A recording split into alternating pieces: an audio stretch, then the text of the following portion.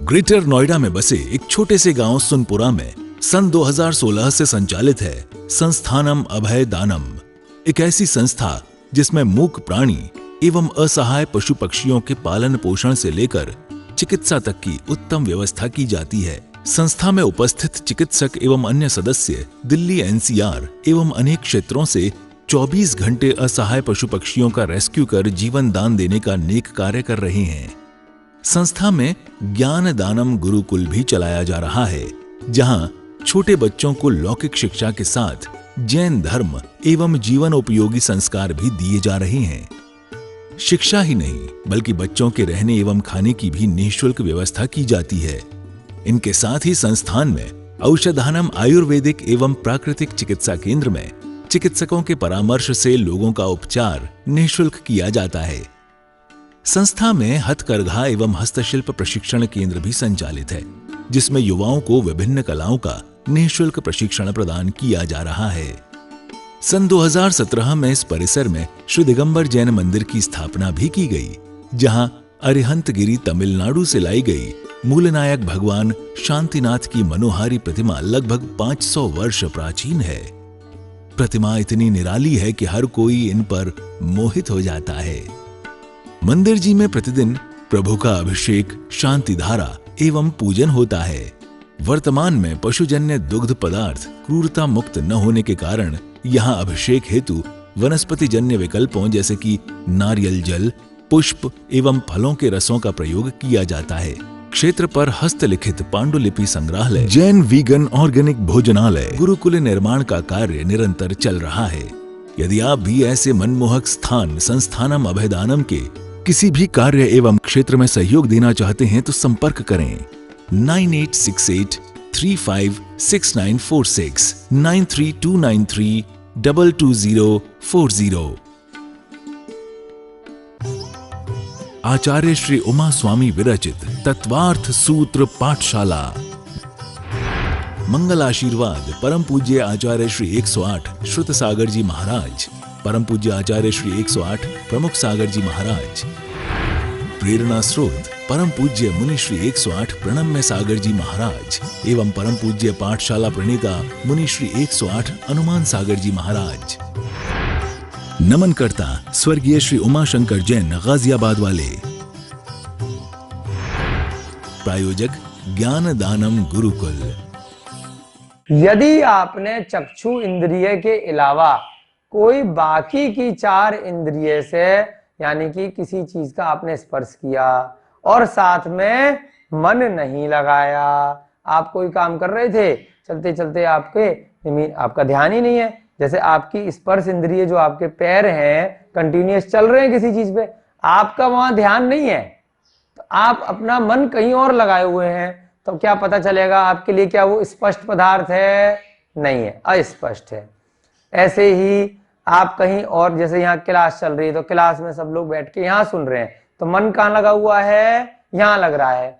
वहीं पीछे कुछ और अगर चल रहा है, किसी और की आवाज आ रही है, पड़ोसी कुछ बोल रहा है, घर में कोई लोग बात कर रहे हैं, है ना, आपका वहां मन नहीं है। मन कहाँ है? यहाँ पर है। तो आपके लिए वो बाकी पदार्थ क्या हो गए? अस्पष्ट पदार्थ हो गए। यानी क्या हो गए बाकी पदार्थ? व्यंजन हो गए। जहां आपका मन लगा हुआ है वो पदार्थ आपके लिए क्या हो गए? कौन से हो गए? बिल्कुल ठीक, अर्थ अवग्रह वाले। तो जो व्यंजन अवग्रह है वो किस चीज से नहीं होता? यानी आपने चक्षु नहीं लगाई। चक्षु के अलावा बाकी 4 इंद्रिय का प्रयोजन था रसना, घ्राण, कर्ण और स्पर्श। जहां आपने चक्षु इंद्रिय लगा ली या फिर मन लगा दिया, आपने यहां बैठे हुए हैं लेकिन मन कहीं और लगाए हुए हैं, तो जहां पर आपका मन लगा हुआ है वहां क्या हो जाएगा? वहां चारों चीज हो सकती हैं, लेकिन अस्पष्ट पदार्थ यानी कि आपका मन नहीं लगा, तभी तो वो आपके लिए अस्पष्ट हैं। मन लग गया तो स्पष्ट हो गए, आप उसमें अभिग्रही अवाय धारणा कर सकते हैं।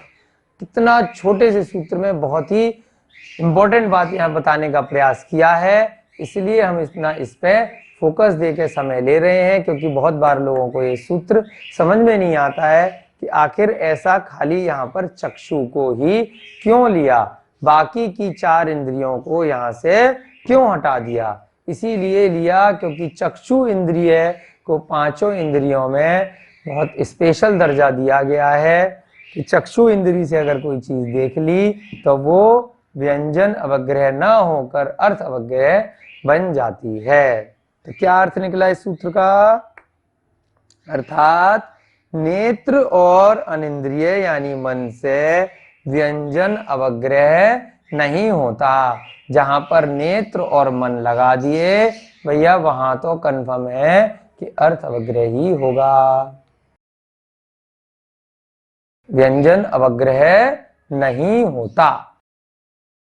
अर्थात अब जब हम व्यंजन यानी कि ये चीज अब नहीं लगाई है, इसीलिए आपके वो पदार्थ क्या हैं? अस्पष्ट हैं। अर्थात नेत्रेंद्रिय और मन से, मन यानी अनिंद्रिय।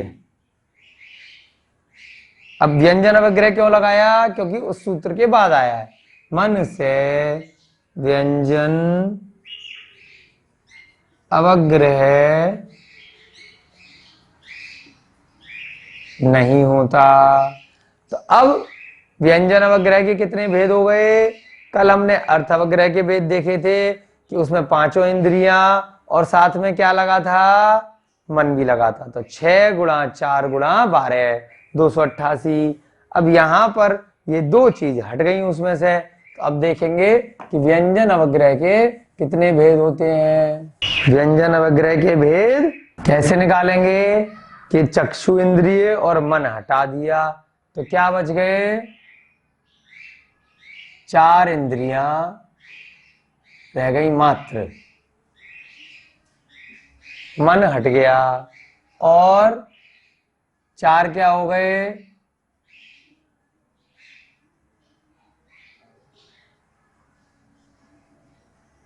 अवग्रह इहा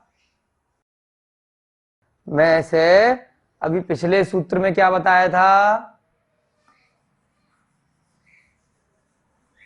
पिछले सूत्र में क्या बताया था? जो कल सूत्र कराया था, अर्थस्य।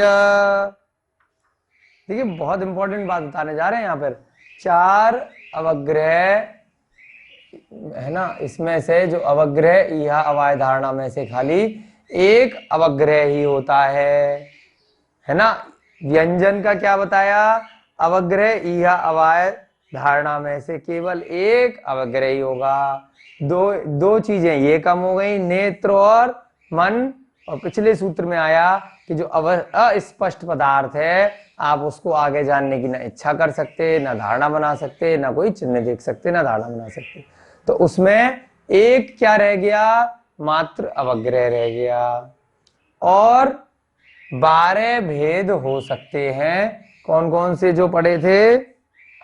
बहुविध इत्यादि वो सब हो सकते हैं। तो क्या हो गया? 4 गुणा 1 गुणा 12। तो कितने बने व्यंजन अवग्रह के भेद? 48। कितने बने? कैसे बने? 4 इंद्रियां केवल काम आ रही हैं, मन काम नहीं आ रहा। और पिछले सूत्र में ऑलरेडी बताया अवाय इहा धारणा नहीं होते, इसलिए ये नहीं मिटाया था क्योंकि इसका रेफरेंस लेना था हमें। व्यंजन का अवग्रह ही होता है और उसके क्या नहीं होते? अवाय इहा धारणा नहीं होते। यहां क्या कह दिया भाई? व्यंजन जो है वो नेत्र और मन से नहीं होता है। तो 2 ये कम हो गए इसमें से, 3 इसमें से कम हो गए और 12 ये रहे। तो टोटल कितने बन गए? 4 गुणा 1 गुणा 12 यानी कि 48। आ गया समझ में? बहुत ही आराम से आपको समझाने का प्रयास कर रहे हैं। इसके बाद अब कोई प्रश्न पूछे कि भैया बताइए मति ज्ञान के कुल भेद कितने होते हैं? तो कैसे निकालेंगे? अभी पिछले सूत्र में कल देखा था कि अर्थ अवग्रह के कितने भेद, मति ज्ञान के कुल भेद कितने होते हैं? अर्थ अवग्रह के हमने निकाले थे 288। कैसे? ये हमने 6 किया था। क्यों 6 किया? 5 इंद्रियां और 1 मन, ये हमने चारों प्रकार की अवग्रह अवय धारणा, ये 12, तो 288 तो हो गए अर्थ अवग्रह के। और व्यंजन अवग्रह के 48 हो गए। टोटल कितने हो गए? 8 और 8 16, 1 9 और 4 3, ये 336। 336 भेद आपके मति ज्ञान के कुल बन सकते हैं। ठीक है, अलग अलग प्रकार से। तो ये थोड़ी थोड़ी सी आपको संस्कृत के साथ में गणना भी आनी चाहिए, तभी तो आप और अच्छे से सीख पाएंगे, तभी तो आपको और अच्छे से अर्थ अवग्रह होगा। और धीरे धीरे जब मति ज्ञान होगा तो श्रुत ज्ञान, अवधि ज्ञान, धीरे धीरे आपकी श्रेणी बढ़ेगी और एक दिन समय ऐसा आएगा कि आप सभी को क्या हो जाएगा? केवल ज्ञान हो जाएगा। उसके लिए पहले मति ज्ञान से समझना तो पड़ेगा कि डायरेक्ट केवल ज्ञान हो, इतनी आसानी से होने वाला नहीं है। जब तक स्वाध्याय नहीं करेंगे, जब तक तत्वों का अध्ययन नहीं करेंगे, तब तक उस पर श्रद्धान कैसे होगा? श्रद्धान ही नहीं होगा तो उसके बाद फिर आगे आगे का ज्ञान कैसे होगा? ज्ञान नहीं होगा तो चारित्र अगर धारण कर भी लिया तो अब पता नहीं वो सही चारित्र है या गलत चारित्र है। उसकी जांच करने के लिए आपको सम्यक ज्ञान होना अति आवश्यक है, तभी चारित्र करने का फायदा है। तीनों चीजें एक साथ होंगी, सम्यक दर्शन, सम्यक ज्ञान और सम्यक चारित्र, तभी मोक्ष मार्ग है। आया आपके समझ में 19वां सूत्र? तो मति ज्ञान के कुल भेद कितने हुए? 336 भेद। यहां पे आपको क्लियर है ना? 4 इंद्रियां कौन सी हैं? लिख दें? 4 इंद्रियां कौन सी रह गई चक्षु के अलावा? स्पर्श, रसना, घ्राण और कर्ण। चक्षु अब इसमें से हट गई क्योंकि यहां इन्होंने मना कर दिया कि चक्षु इंद्रिय यहां पे लग गई तो वो भाई व्यंजन नहीं होगा। व्यंजन में चक्षु के बिना हम बात करेंगे। ठीक है, अब अगला 19वां सूत्र देखते हैं। 19वां हो गया, 20वां सूत्र देखते हैं। यहां पर आपकी 19वें सूत्र तक मति ज्ञान की चर्चा पूरी हो गई। सम्यक ज्ञान के 5 भेद थे, मति, श्रुत, अवधि, मन पर्यय और केवल ज्ञान। पहला ज्ञान आपका मति ज्ञान पूरा हो गया। अब हम अगले सूत्र में 20वें सूत्र में आचार्य महाराज क्या ले रहे हैं? श्रुत ज्ञान की बात करने जा रहे हैं। सब लोग साथ साथ नोट करते चलिए अपने नोट्स में। श्रुत ज्ञान हमने पहले पढ़ा था कि मति ज्ञान के बाद श्रुत ज्ञान होता है। सामान्य रूप से जितने भी जीव हैं उनको मति और श्रुत ज्ञान, जो सामान्य वाला श्रुत ज्ञान है कि जो मति ज्ञान से जाना, उसको कुछ विशेष प्रकार से जान लेना, वो श्रुत ज्ञान कहलाता है। लेकिन हमने स्टार्टिंग से बता रहे हैं, अभी यहां पर चर्चा हो रही है सम्यक ज्ञान वाले श्रुत ज्ञान की। अब यहां पर है ना, वैसे सामान्य रूप से जो श्रुत ज्ञान और मति ज्ञान है वो तो भैया एक इंद्रिय जीव को भी हैं, 2 इंद्रिय को भी है, मन के रहित हैं वो सारे की सारे मति और श्रुत ज्ञान उनको है ना। मच्छर मक्खी को भी है मति और श्रुत ज्ञान, परंतु कैसे हैं? स्वभाव से हैं, मन का प्रयोजन वहां उनके नहीं है। यहां हम सम्यक ज्ञान के भेदों में चर्चा कर रहे हैं, तो यहां जो मति ज्ञान के बाद जो श्रुत ज्ञान की चर्चा है तो वो आचार्य महाराज इस सूत्र के माध्यम से बता रहे हैं।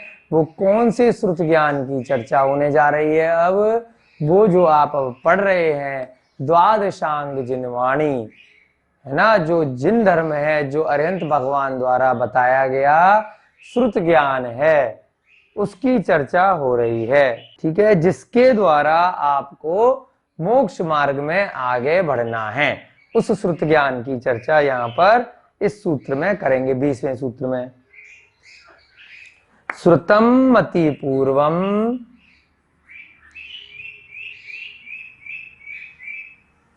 श्रुतम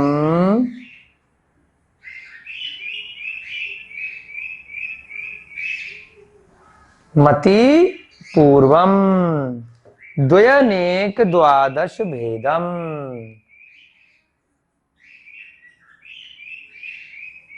द्वयनेक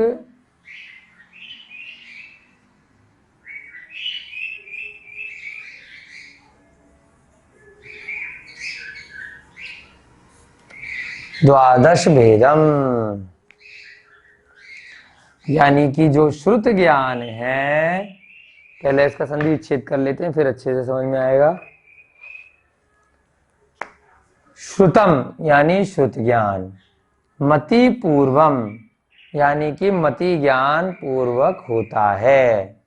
यहां से लिया हमने द्व, फिर लिया यहां से अनेक, फिर द्वादश भेदम। द्वयनेक में से क्या निकले? दो शब्द निकले, द्व और अनेक। प्राकृतिक वातावरण में स्थित है। यहाँ बहुत सुंदर हसमुख प्रतिमाएं, नेमिनाथ भगवान की, मुनीश्वरत्व भगवान की दर्शन करके मन प्रफुल्लित हो जाता है। यहाँ पे गौशाला चल रही है, पशु पक्षियों के लिए प्राकृतिक वातावरण है और खाने की भी यहाँ उत्तम व्यवस्था है।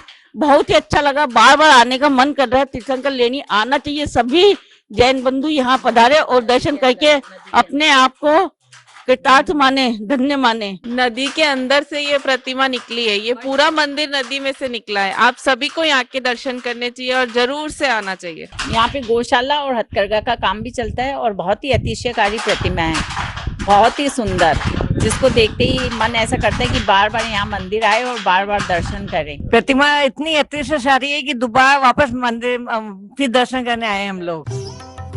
आचार्य श्री उमा स्वामी विरचित तत्वार्थ सूत्र पाठशाला। मंगल आशीर्वाद परम पूज्य आचार्य श्री 108 श्रुत सागर जी महाराज, परम पूज्य आचार्य श्री 108 प्रमुख सागर जी महाराज। प्रेरणा स्रोत परम पूज्य मुनि श्री 108 प्रणम्य सागर जी महाराज एवं परम पूज्य पाठशाला प्रणेता मुनि श्री 108 अनुमान सागर जी महाराज। नमन करता स्वर्गीय श्री उमाशंकर जैन गाजियाबाद वाले। प्रायोजक ज्ञान दानम गुरुकुल।